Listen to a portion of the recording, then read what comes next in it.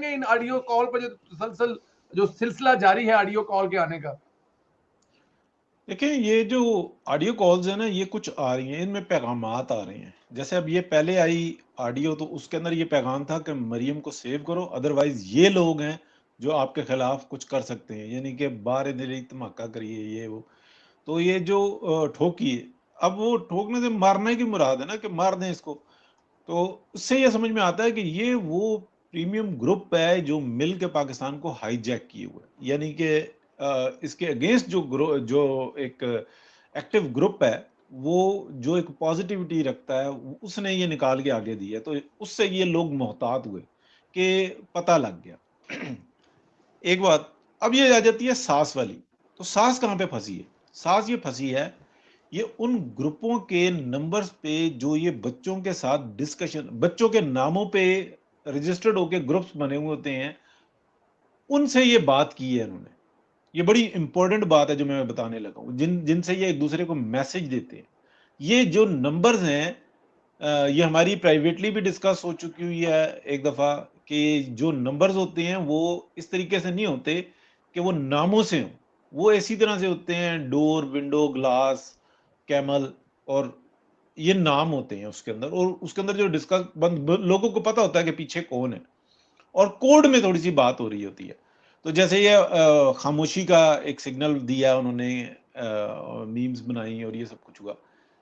ये पैगाम दिया गया है कि इस नंबर से तुम्हारे जो मैसेजेस हैं ना, जो बातें होती हैं, वो हमारे पास रिकॉर्ड है। ये है असल मैसेज। बाकी जो सास और जो खातून जो दूसरी तरफ से कर रही हैं, वो वही कर रही हैं जो ये अमल कर रही हैं। उसमें कौन सा फर्क है? मतलब आइन और कानून तो इन्होंने उसको तो, जैसे वो होती है ना प्राइवेट खातून, तो ये उस तरह का बनाया हुआ है। इनके लिए क्या हैसियत रखती हैं? मतलब आइन को तोड़ते हैं, ला कानूनियत फैलाते हैं, घरों के अंदर इनके डिस्कशन देखें, बच्चे देखें, और वो उनकी खवातीन की बातें देखें, और इनकी लविश जिंदगी देखें। क्या पॉसिबल है कि 10-12 लाख रुपए कमाने वाला महीने का शख्स, और उसके 50-50 लाख रुपए के सामने सामने अखराजात नजर आ रहे हो? एक गरीब आदमी के लिए सुनना मुश्किल है। लेकिन जो लोग फेस करते हैं, देखते हैं यार, उनके बच्चों की तालीम, उनके घर के अखराजात, उनके मामलात कोई मैच नहीं करते, और इनसे कोई पूछने वाला भी नहीं है। ना सबसे बड़ी बात यह है एफबीआर कि इनसे पूछती है, पूछने वाला और कोई ना नहीं। अरशद साहब, पिछले कोई 70 और साल में है। किसी जज को आज तक कभी कोई किसी इस लेवल की सजा नहीं हुई। जिस तरह सियासतदानों को रगड़ा लगाया गया ना, जेलों में फेंका गया, फांसियां लगाई गई, 2 वज़ीर आज़म सड़कों पर शहीद किए गए हैं, इसमें कोई शक नहीं है। दियारे गैर में फेंके गए, मुल्क से निकाले गए। आज तक कभी किसी जज के साहब, ये जो हैकर है, हैकर वाला ट्वीट है, उसने आज एक पैगाम लिखा है कि क्या किसी ने सोचा है कि जो आइंदा आने वाला है वो कितना हैरान कुन है? मतलब क्या हैरान कुन हो सकता है सर, कोई मतलब कि आइंदा के आने बारे में ना एक जगह पे डिस्कस हो रही थी कि उन्होंने इस सारे जो तकलीफ है उसके अंदर क्या कामयाबी हासिल की, इतना सब कुछ करके फायदा क्या हुआ। तो जवाब वहां से जो ग्रुप में ही आ रहे थे, यानी कि काफी सारे लोगों का मुश्तरका जवाब था कि मियां नवाज शरीफ ने सारा गंद का जो ढेर है ना, वो निकाल के बाहर निकाल दी, रख दिया। अब उसकी धुलाई शुरू है। हम लोग शुरू से ये बात कहते थे कि मियां नवाज शरीफ के लिए ना इमरान खान एक शिकार का चारा है, और उस चारे से मियां नवाज शरीफ आगे शिकार कर रहे हैं। मियां नवाज शरीफ जेल चले गए, इनको गालियां पड़ती रही, इनकी फैमिली के साथ क्या कुछ होता रहा, अपनी जगह पे साबित कदम रहे। और मियां नवाज शरीफ ने एक ऐसी हद पे जाकर ये कहा था, जहां पे बहुत कुछ वो कर सकते थे, सिर्फ उन्होंने जुबान ही खोलनी थी, आग लग जानी थी। और यानी कि पाकिस्तान के लिए उन्होंने ये कहा था कि मैं अपना मामला अल्लाह पर छोड़ता हूं। और फिर ऐसे माहौल बनते चले गए, हमने ये सब कुछ देखा कि वो लोग एक्सपोज होते चले गए, और हो रहे हैं स्टिल। यानी कि कोई तस्वुर कर सकता था कि आज पाकिस्तान के ये जो नेशनल टीवी है इतने सारे, इनके ऊपर जब किसी के बारे में बात की जाती है, तो वो उसका नाम लेके, उसके ओहदे का नाम लेके की जाती है। क्या आज से 5 साल पहले ये तस्वुर था?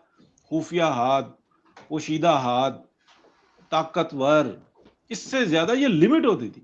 इसके आगे तो कोई बात ही नहीं कर सकता था। मियां नवाज शरीफ वो बंदे हैं जिन्होंने आने के बाद नाम लेके कहा कि जनरल बाजवा और जनरल फैज हमीद। एक और ऑडियो सुनाऊं, कल हमारे प्रोग्राम में डॉक्टर दानिश साहब ने कही थी, मैं 30 सेकंड की ऑडियो है, वो सुन ले, जी प्लीज जी पे कमेंट करके आगे चलते हैं। अर्शद साहब आपका अर्शद साहब। ये है कि जो लोग, अव्वल तो ये है कि पहले तो आप ये आइए कि अभी तो एक दो और ऑडियो आनी है और उसमें तो बराह रास्त उन्हीं वही साहब आ जाएंगे, देखिएगा अब उनकी ऑडियो आएगी जो तैयार है, तकरीबन किसी वक्त भी लीक हो जाएगी। लेकिन जो इस ऑडियो की सर अर्शद असद साहब, वो साहब ऑडियो तैयार है, किसी भी टाइम रिलीज हो जाएगी। ये कौन से साहब है जिनकी ऑडियो रिलीज हो जाएगी सर? अच्छा देखिए, सबसे पहले तो ये जो ऑडियोज आ रही हैं इसका पहले ही हमें जो है ना इन्फॉर्म कर दिया गया था जी। जनरल बाजवा के एक मुबैना इंटरव्यू के जरिए कि अपनी फैमिली से बड़ा डरते हैं, इनकी फैमिलीज का इन्फ्लुएंस बहुत ज्यादा है और ये अपनी मकबूलियत की हवाले से फैसले करते हैं। जो उसने कहा कि तुम्हारे लिए लाखों लोग इतने जो दुआ कर रहे हैं और उम्र में क्या होगा, मतलब अंदाजा लगे कितनी तड़प है कि क्या होगा। यार आप लोग हो कौन, who the hell are you? मेरे ख्याल से ये बड़ा राइट टाइम है ऐसी फैमिलीज को, और अल्लाह करे ये कोई क्लिप उन तक पहुंच जाए हम लोगों का कि तुम लोगों की कोई औकात नहीं है, ये जितनी भी इनकी फैमिलीज हैं या इनकी मदर इन लॉज हैं या जो भी लोग हैं आपस में गुफ्तगू कर रहे हैं, तुम लोग हो कौन? मैं इतना कहूंगा who the hell are you कि तुम लोगों को पाकिस्तान के हवाले से इतनी फिक्र है और तुम लोगों ने तो यहाँ पे वो भी आप जैसे पाकिस्तानियों के बारे में यही कुछ सोचते हैं और प्रॉब्लम यही सार कुछ ये उनका है भी ना, प्रॉब्लम प्रॉब्लम ये है वो भी यही कि सोचते हैं, बल्कि वो नहीं, सोचते नहीं, वो साबित करते हैं जी who the hell you are. Problem ये है कि अगर कोई मुझे कहना कि who the hell are you, तो मैं बोलूंगा यार मैं तो चाहता हूँ ये मुल्क आईन कानून से चले, बात खत्म हो गई। ये आईन कानून से चलने नहीं देते, that's why I am saying who the hell are you. Pakistan में एक आईन और कानून मौजूद है, उससे इस मुल्क को चलने दो। अगर मैं ये कहूंगा ना कि यार नवाज शरीफ की जो मर्जी आए वो करे, यार उसकी मर्जी, वो prime minister, who the hell are you यार, who the hell I am कि मैं ये बोलूं कि नवाज शरीफ की जो मर्जी वो करे या शहबाज शरीफ की जो मर्जी वो करे, जो दिल में आए वो कानून बनाए, जो दिल में आए वो मुल्क के फैसले करे। नहीं यार, दुनिया में लोग कामयाबी, जो कामयाब कंट्रीज हैं उनका रीजन यही कि यार कानून में चलते हैं, आईन कानून में चलते हैं, उनकी अदालतें आजाद हैं, उनकी अदालतों में जो फैसले होते हैं वो सिर्फ होते हुए नजर नहीं आते, बकायदा उसमें अमल होता हुआ नजर आता है। तो ये जो बगैरत, बेहया, बेशरम किस्म के जो लोग हैं और जो कहते हैं कि मेरी मदर इन लॉ ने कह दिया तो ये हो जाएगा, मेरी बीवी ने जो कह दिया वो हो जाएगा, एक फैन क्लब बनाया हुआ है इमरान खान को, जलसों में जाके ये साबित कर रहे हो कि लाखों लोग उसके जलसे में आए हुए, तो फैसले उसके हक में करो सारे, और यहाँ मार्शल लॉ लगाने की बातें कर रहे हैं। अंदाजा लगाएं, कैन यू इमेजिन कि मार्शल लॉ लगाने की बातें कहां से हो रही हैं? मतलब जिनकी घुट्टी में ही बेशर्मी डाली गई हो, तो यार उन्होंने आगे जाके कौन सा हलाली काम करना है मुझे बताएं जाके। कि एक जजिस की फैमिली, यार अगर मेरी फैमिली में कोई डॉक्टर इंजीनियर वगैरह हो तो नजर आ जाता है कि यार बंदे की तरबियत एक पढ़ी लिखी फैमिली से हुई हुई है, हाई हाई लेवल पे बैठे हुए हैं ये लोग, 22वें ग्रेड के ऊपर बैठ के चीफ जस्टिस फाइज हुए हैं।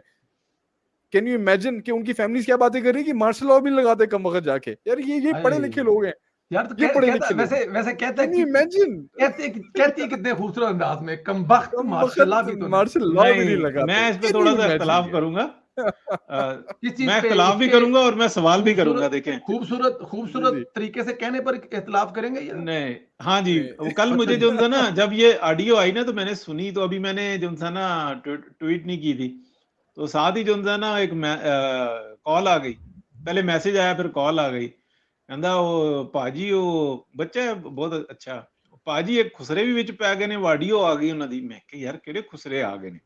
ਤੇ ਕਹਿੰਦਾ ਮੈਂ ਤੇ ਥੋੜੀ ਜਿਹੀ ਸੁਣੀ, ਦੋ ਖੁਸਰੇ ਆ ਗਏ ਨੇ ਤੇ ਕੋਈ ਗੱਲਾਂ ਤੇ ਉਹ ਚੱਲਦੀ ਪਈ ਜੇ। मैंने देखी, फिर जो ਹੁੰਦਾ ਨਾ मैंने उसको मैसेज किया, मैं कहा नहीं वो पूरी गल ਤੇ ਸੁਣੋ, ਤੇ ਕੋਈ ਮਾਈਆਂ ਨੇ ਵੱਡੀਆਂ ਵੱਡੀਆਂ, ਤੇ ਉਹ ਕਹਿੰਦਾ अच्छा जी, मैं तो समझा कि खुसरियां ਦੀ कोई आ गई है। वो मतलब सादा। चले ये तो थोड़ी सी बात रही। संदीला साहब आप मुझे ये बताएं, कल रात बड़ी भारी थी, मियां साहब के कुछ इंस्ट्रक्शंस आई हैं और मियां साहब ने गवर्नमेंट को कहा है कि एक एतमाद का वोट लो, जिसके ऊपर काम भी शुरू हो गया। और दूसरा ये कहा है कि लेकिन इसकी मरियम औरंगजेब साहबा की तरफ से तरदीद आ गई है कि किसी किस्म का कोई प्लानिंग या कोई चित्त ख्याल नहीं है कि एतमाद का वोट लिया जाए।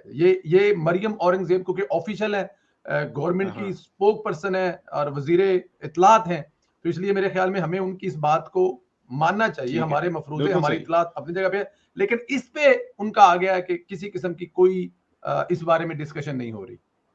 ठीक है, लेकिन इतलात ये चल रही थी कि एक तो एतमाद का वोट लें, अब उधर से आ गई है पार्टी पॉलिसी है जो कुछ भी है, प्लस जो है ना आप एक्शन लें जो भी हो सकता है। क्योंकि इस मुल्क को बचाने के लिए हम लोग खड़े हुए थे और हमने अपनी सियासत दांव पे लगाई है। ये जो मजीद गंद पड़ता जा रहा है, इससे आप या तो निकलें, अदरवाइज आप मैदान में उतर जाएं। जो भी होता है देखी जाएगी। क्या कहते हैं इसके ऊपर? क्या पर ये मैं इन मफरूजों को, ये जो मफरूजे हैं या ये यूट्यूबरों को, मेरे जैसे लोगों के जहनी दिमागों के एतराज है, इसलिए नहीं मानता कि नवाज शरीफ कुछ कहे और शहबाज शरीफ ना करे। ये मैं मान ही नहीं सकता। मतलब अरशद परवेज साहब की एक अपनी साइंस है, वो अपने तरीके से इसको बताते हैं, या मतलब कि और बहुत सारे यूट्यूबर जो हैं। बट मैं लिटरली तौर पे किसी जगह पे मैं एक बात बताएं, मुझे लंदन में कुछ आए ना और मियां साहब के सामने शहबाज शरीफ के बारे में कोई ऐसी बात करके दिखाए तो सही, इतना रड चेहरा होता है मियां साहब का जिसका अंदाजा नहीं है।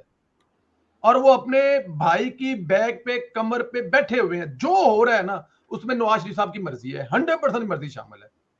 शहबाज शरीफ साहब जो है ना, वो मतलब के पेन पकड़ने से पहले ही पूछते हैं हाँ भाजी की करना है। तो इसलिए ये कह देना कि मियां साहब, हाँ अगर आप ये कह रहे हैं कि उन्होंने ये कहा है कि सख्ती करें, एक्शन करें, तो हो सकता है कहा होगा, और अगर कहा है तो वो होगा। अगर कहा है तो वो होगा। मैं आपको एक वाकया सुना देता हूं, क्योंकि अब ये चीज कोर्ट हो चुकी हुई है, जो मियां साहब के मुंह से सुना है कि हम हुकूमत गिराने जा रहे थे और इलेक्शन करवाने जा रहे थे। ये बात डिसाइड हो चुकी थी, ये डिसाइड हो गया था कि हम लोग इलेक्शन करवाने जा रहे हैं। और ये बात भी डिसाइड हो चुकी थी कि जो बल्कि डिसाइड नहीं हो चुकी थी, पेपर जो है वो उनको पहुंच चुका था शहबाज शरीफ साहब को। वो रिकॉर्डिंग करवाने के लिए आ रहे थे अपना आखिरी खुतबा समझ रहे हैं ना, कि आखिरी जो कौम से खिताब करना है, वो बिल्कुल तैयार थे, आ रहे थे। 1.5 घंटे के 2 घंटे के बाद रिकॉर्डिंग भी होनी थी। उस दरमियान में इमरान खान साहब ने वो जलसा कर दिया कि मैं इनको 3 दिन का या 6 दिन का टाइम दे रहा हूं, ये रिजाइन करने, वरना उन्होंने कहा अच्छा एनजी सही फिर तू। मेरा मतलब ये है कि ऐसा नहीं है कि शहबाज शरीफ का को हुकूमत करने का बड़ा शौक है, या शहबाज शरीफ साहब जो है वो मतलब कि मरे जा रहे हैं कि वो हुकूमत नहीं करेंगे तो क्यामत आ जाएगी। ऐसा कुछ नहीं है। जो कुछ हो रहा है वो नवाज शरीफ साहब सर की वो तो मर्जी से हो रहा जरदारी है। ने बता लेकिन दिया इसमें ना एक कि चीज ऐड कर दूं, 2030 2035 तक का जो प्लान था हमने वो डिफ्यूज करना था, वो तो जरदारी जी ने जी जी बता जी जी दिया। जी, इसमें एक चीज मैं ऐड कर दूं। हाँ, मरियम बीबी के बारे में अगर आप कहें ना कि उनकी जो तबीयत है या वो जो चाहती हैं वो नहीं हो रहा, तो यहां पे मैं आपके साथ सारा नहीं, बहुत सारे हिस्से जो है उसकी एग्री करूंगा। क्योंकि मैंने मरियम बीबी के साथ 2-3 दफा मतलब बैठे, उनकी बातें सुनी, तो उनकी बातों से लगता है कि she is not happy the way how government जो है वो चल रही है या हो रहा है, वो इससे कुछ नहीं है। ये मैं आपसे मतलब, लेकिन वो भी इतना नहीं कि उसको हम लोग इख्तलाफात ना, बिल्कुल भी नहीं, बिल्कुल भी नहीं। लेकिन क्योंकि उस फैमिली का कल्चर एक ऐसा है, वो फैमिली ऐसे ही चलती है, जब तक नवाज साहब वहां पे सर पर कायम है उस वक्त तक कुछ नहीं हो सकता। तो ये अगर आपकी पहले वाला हिस्सा जो है उसका मरियम औरंगजेब ने जवाब दे दिया कि नहीं ऐसी कोई बात नहीं। दूसरे वाला जो हिस्सा है उसमें यह है कि अगर कहा गया है तो फिर वो सारा कुछ होगा जो शहबाज शरीफ साहब को कहा गया नवाज साहब की तरफ से। ये मेरा, मैं इस बात को 100% जो है इस पे कोई अच्छा